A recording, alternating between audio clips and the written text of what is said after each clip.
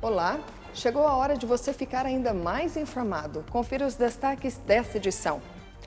Quando o assunto é doação de órgãos, o Vale do Paraíba se destaca com o índice de recusa de contribuição menor do país. Mais de 50 famílias podem ficar desabrigadas em Aparecida. Congresso aprova limite do prazo do Fundo Público para campanhas. Há um pouco mais de um ano para as eleições presidenciais, quem vai estar apto a se candidatar a sucessor de Michel Temer. E veja também. Hoje vou mostrar para você como sair da Idade da Pedra definitivamente com a imagem digital. Está aqui a Alessandra Manucci, que é do Seja Digital, e vai mostrar para a gente essa aparelhagem toda aí que vai permitir você sintonizar a gente no canal 15.1 Digital em todo o Vale do Paraíba. Já, aqui.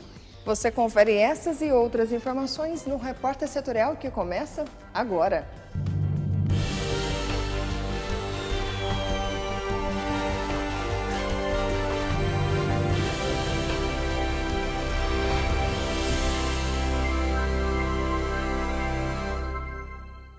Seja muito bem-vindo, este é o Repórter Setorial, na TV digital e também na web. Uma ordem judicial de integração de posse pode deixar mais de 50 pessoas desalojadas em Aparecida. O terreno onde foram construídas as 17 casas é da Prefeitura. O seu Francisco mora nessa rua há 37 anos e a Jéssica, que é neta dele, nasceu e cresceu aqui. O espaço pertencia à Rede Ferroviária Federal, que permitiu que o seu Francisco construísse sua casa e morasse com sua família neste local. Então, eu vim aqui em 1980, não tinha casa, tinha essa casinha aqui, aí a rede cercou, pôs eu aqui, falou para mim, ninguém pode mexer com o senhor aí, você pode ficar o resto da sua vida. Aí se foi criando, tudo, fui fazendo casinha para ele, mas estou com ordem da rede, não fiz nada sem ordem. Todas as 17 famílias que moram aqui têm as histórias parecidas com a do seu Francisco. A dona Cleusa também vive nesse lugar há mais de 30 anos e só construiu a sua casa com uma autorização. É que na época tinha um rapaz que trabalhava na rede ferroviária, aí era tudo mato. Aí ele tinha um barraquinho e tinha um porco, galinha. Aí ele pegou e chamou meu pai para cuidar das coisas para ele. Aí depois ele saiu e deixou nós no lugar. Aí meu pai já faleceu, minha mãe, e eu fiquei na casa até hoje. Porém, toda essa área foi doada pela rede ferroviária para a Prefeitura, que em 2005 solicitou na Justiça a requisição da rua. Pelo que eu analisei até agora da ação judicial, aconteceu uma ação de reintegração de posse, que foi proposta pelo município em 2005. Essa ação ela teve um desfecho na primeira instância e esse desfecho teve uma reforma no tribunal, na segunda instância. E em 2015 a Prefeitura iniciou um cumprimento de sentença para ter a reintegração, para concretizar a desapropriação e fazer de fato a reintegração. Foi expedido um mandado de reintegração. O oficial de justiça veio cumprir esse mandado e verificou que tem muitas famílias morando, que tem muitas casas construídas, que já é um local edificado, um local, não são vários barracos, são casas de fato. Verificando isso, com o número de famílias, número de pessoas, número de crianças, idosos que moram aqui, ele informou a juíza e a juíza suspendeu a reintegração imediata e concedeu 30 dias para desocupação voluntária dos moradores. Mas, mesmo com um prazo estendido, ninguém sabe o que vai fazer quando esse período acabar. Não, senhora, nem eu, nem os moradores, nós estamos tudo no mesmo barco. Ninguém tem para onde ir, todos dependendo da moradia. Porque eu não tenho mais condições de voltar para a rua. Pelas condições de saúde que eu estou, para mim não dá mais. Segundo a Prefeitura, todo esse processo teve início porque um morador entrou com uma ação de uso capião. E nessa ação de uso capião, por causa do imóvel ser de propriedade do poder público, ela não teve êxito. Então, ele perdeu essa ação e, ao perder essa ação, provocou no prefeito, à época, por meio do seu corpo jurídico, a movimentação disso por meio de uma ação de reintegração de posse. E isso se iniciou no exercício de 2005. E agora, nesse período, atualmente, a decisão judicial, no sentido de que essas pessoas precisam sair do local e o município ser reintegrado na posse, já chegou ao seu final. Num primeiro momento, eles todos têm direito à moradia. Moradia é um direito fundamental, né? Um direito social assegurado pela Constituição, no artigo 6º. É considerado um direito fundamental porque ele assegura a dignidade da pessoa humana. Então, assim, todos os moradores têm direito à moradia. Ainda que eles tenham, no final dessa ação, no final da defesa deles, que eles tenham que sair daqui, o poder público tem que garantir que eles tenham acesso à moradia, que eles tenham onde morar, que eles não percam a moradia.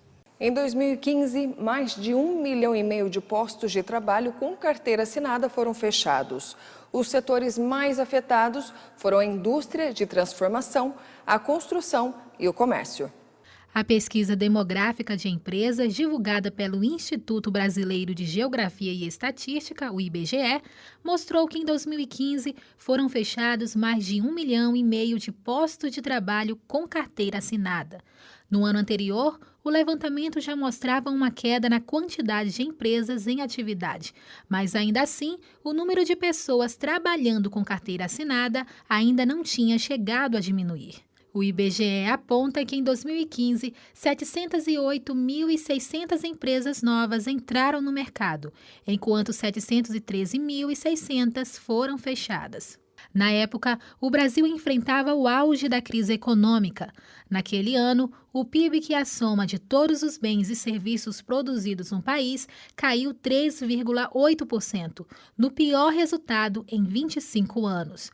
Em 2016, foi registrada uma nova recessão, com uma queda de 3,6%. Esse cenário acabou provocando um recuo de 3,9% no número de pessoas ocupadas no mercado formal de trabalho e queda de 4,5% no pessoal ocupado assalariado.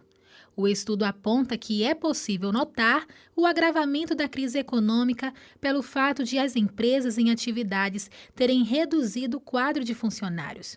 Os setores mais afetados com o fechamento de postos de trabalho foram a indústria de transformação, a construção civil e o comércio. Em São José dos Campos, 20 novas câmeras de monitoramento foram instaladas e estão inseridas ao sistema de monitoramento do COI, o Centro de Operação Integrada. Acompanhe. Nós estamos aqui no COI de São José dos Campos. Quem conversa conosco é Marcelo Ramos, que é coordenador aqui do COI. Olá, Marcelo. Como foram definidos os pontos de instalação das novas câmeras? Olá, Gisele, tudo bem? Queria dar um olá também aos espectadores da TV Novo Tempo. As instalações, elas são definidas de acordo com algumas características, dados de criminalidade, dados estatísticos de criminalidade que são passados para o COI através da Polícia Militar e a Polícia Civil. Existe uma integração em São José dos Campos muito grande entre todas essas instituições. Então, eles passam para a gente, né, alguns pontos de interesse e aí a definição dos pontos a gente acaba colocando essas câmeras de acordo com essas necessidades. Você pode citar para nós alguns dos pontos estratégicos em que estão instaladas essas câmeras aqui em São José? Sim, a gente pode colocar que dentre as regiões, as 5 macro-regiões de São José dos Campos, a gente conseguiu instalar câmeras em todas as áreas tidas como com baixo, médio e alto índice de criminalidade. Então, praças onde você tem aí saídas de veículos, onde você tem muita movimentação de pessoas em horários menos favorecidos, pessoa que às vezes trabalha bem cedo ou chega do trabalho mais à noite. Nessas regiões a gente tem câmera para poder acompanhar a movimentação do criminoso e tentar auxiliar a polícia na aplicação da sua função, que é prevenir a criminalidade. E essa integração com a polícia tem favorecido bastante a questão do monitoramento? Sim, a integração com a polícia ela é essencial para que, unindo todas as forças de segurança de São José, a gente consegue fazer com que a eficiência do serviço prestado ela aumente, né? A gente tem uma limitação de quantidade de pessoas, então você precisa localizar e você só consegue fazer isso se todos estiverem integrados. Existe até grupos, hoje existem grupos aqui em São José dos Campos e região do Vale do Paraíba, chamado Integrados. A gente se reúne a cada 2 meses para conversar sobre qual tipo de crime está ocorrendo mais na cidade, em que cada ator envolvido nesse teatro, que é a segurança pública, possa exercer a sua função da forma mais correta. Muito obrigada pela entrevista, Marcelo. Segue o repórter setorial. E depois de um ano de recuperação lenta das vendas do varejo, os comerciantes e os fabricantes estão com boas expectativas para as vendas no Natal deste ano. O Natal é a data que mais movimenta o comércio no Brasil e em anos de recessão ou até mesmo lenta recuperação econômica, é a esperança dos lojistas de salvar as vendas. E os pedidos dos produtos que vão ser vendidos no Natal são comprados pelos comerciantes nos meses de junho e agosto. Um levantamento da Confederação Nacional do Comércio apontou que os empresários estão mais confiantes e aumentaram os pedidos. Na indústria, a expectativa é bem semelhante. Os fabricantes esperam que o Natal incentive a recuperação que tem sido tímida desde o início do ano. O segmento de eletrônicos, por exemplo, registra uma alta de 20,4% na produção. No mesmo período de 2016, o setor registrava uma queda de 5,4%.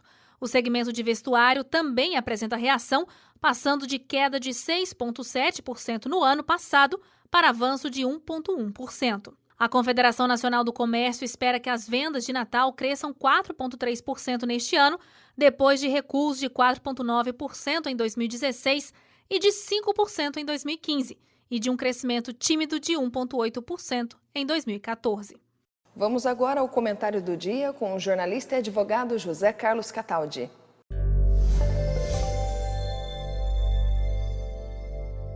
Amigos, confesso que resisti o quanto pude ao WhatsApp. Hoje, acho que fica difícil viver sem isso, porque negócios se fazem, a comunicação é imediata, inclusive fora do território nacional. Só que é preciso muito cuidado e eu sou cauteloso, não me deixo impressionar por mensagens que chegam de pessoas que eu não conheço. E isso é muito bom, porque a polícia está alertando por um novo golpe que está aí na praça. Mensagens que chegam oferecendo 14º salário.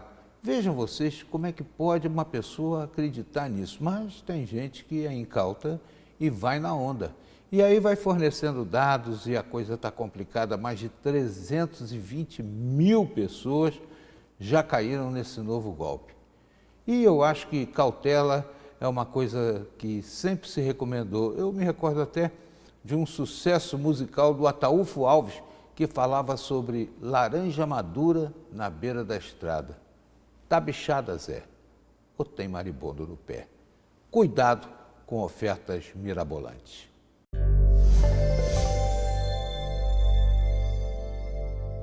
Depois do intervalo, vamos falar de doação de órgãos. No Vale do Paraíba, o índice de recusa de contribuição é o menor do país.